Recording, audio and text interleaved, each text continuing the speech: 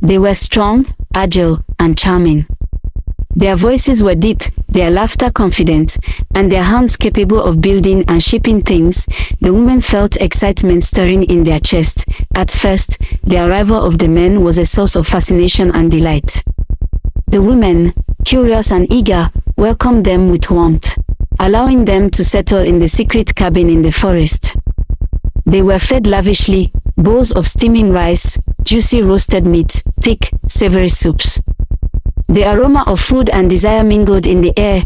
Every evening, groups of women sneaked away to meet them, sharing meals, laughter, and a new, strange experience that had awakened something deep inside them. Slowly, the secret could no longer be contained. The women whispered in excitement, giggling as they shared stories of their experiences. And as the whispers spread, more women, both young and old, began venturing into the forest to meet the men, except for Mama Aya. Mama Aya watched everything unfold with disgust. She saw how the women, once proud and independent, now giggled and yearned for the company of men. She saw how the balance of their village was shifting.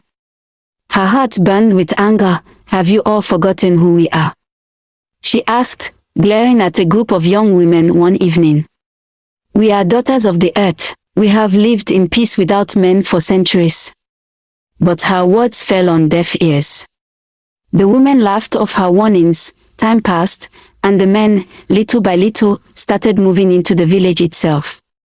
No longer confined to the forest, they occupied huts, walked the streets freely, and even claimed land for themselves. Mama Aya watched in horror. Soon, the women began to grow pregnant. For the first time, their bellies swelled, not from the earth's gift, but from the life growing inside them.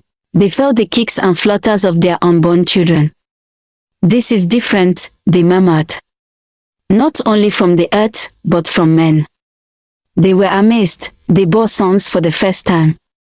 They cradled their newborns, smiling as they marveled at the little fingers and tiny faces. At first, everything seemed beautiful.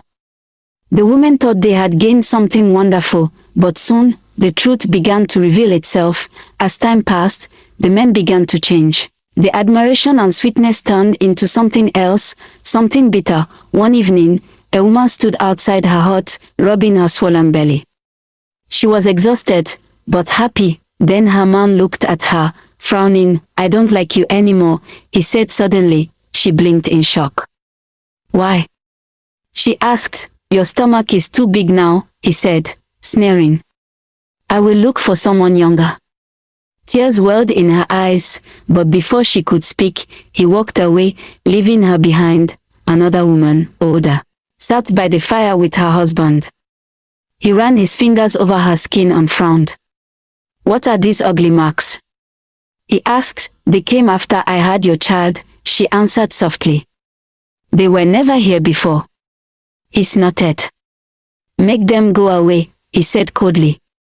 "Or I will find someone else." The women were stunned. They had never experienced cruelty before. Their bodies had always been honored, their strength celebrated. Now, they were criticized, insulted, pushed aside. Slowly, the men stopped helping them with chores.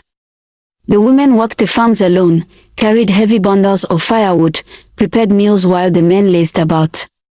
All the men did was eat, talk, and laugh at their expense. The women cried. They regretted ever allowing the men into their world. Mama Aya saw everything, and she knew she had to act. She began moving in secret, visiting women in their huts, whispering to them in the shadows. "This is not how we lived before," she told them. "We were free." The women, tired and broken, listened. "We must fight," she said. At first, many were hesitant. The men had taken over their village. They were strong. They controlled everything, but soon, more women joined her.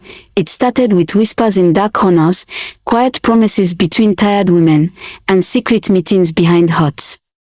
They had watched their world crumble, had felt the weight of suffering settle on their shoulders, and had tasted the bitterness of regret. Mama Aya led them, her eyes burning with determination. She had watched enough, and now, she would act. We will not beg, she told them. We will fight.